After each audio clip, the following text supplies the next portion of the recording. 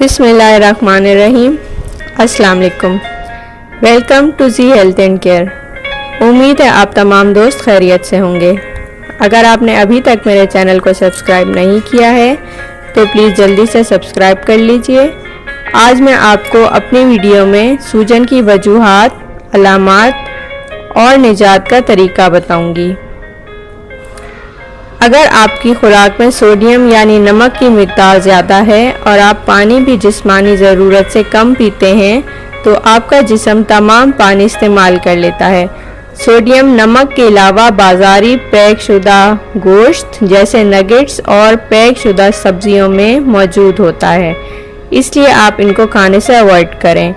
Magnesium کی زیادتی بھی اس کی ایک وجہ ہے۔ ویسے تو میگنیشیم ہمارے جسم کے افعال کے لیے بہت ضروری ہے اور اس کی کمی جسم میں خرابی کا باعث بنتی ہے، مگر ہمیں روزانہ 200 ملی گرام سے زیادہ نہیں لینی چاہیے۔ وٹامن B6 بھی سوجن کی ایک وجہ بن سکتی ہے کیونکہ یہ جسم سے پانی جذب کرنے کی صلاحیت رکھتا ہے۔ ان کھانوں میں وٹامن B6 موجود ہوتا ہے جسے ہمیں خوراک میں کم استعمال کرنا چاہیے۔ ٹماٹر، مرغی، بیف، میوے، کیلا، سورج مکھی کے بیج اور پستہ۔ اگر جسم میں پوٹاشیم کی مقدار زیادہ ہو جائے تو یہ جسمانی ضرورت سے زیادہ نمک جذب کرنے لگتا ہے جو نقصان دہ ہے۔ پوٹاشیم کی زیادتی وزن بڑھانے اور پٹھوں میں خرابی کے سبب بنتی ہے۔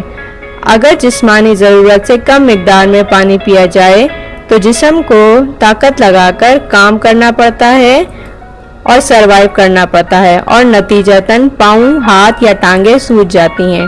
بازاری پروسیس کیے ہوئے کھانے نظر انداز کرنے چاہیے کیونکہ ان سے جسم میں سوڈیم اور چینی کی مقدار بڑھتی ہے اور جسم میں پانی کی مقدار کم ہو جاتی ہے۔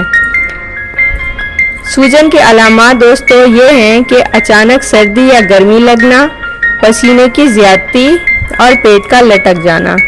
سوجن ختم کرنے کا ایک نسخہ میں آپ کو بتا رہی ہوں۔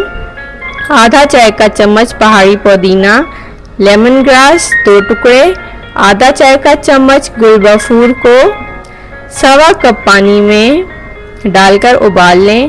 1 کپ صبح اور 1 کپ شام کو پی لیں۔ یہ عمل آپ نے مسلسل 45 دن تک کرنا ہے۔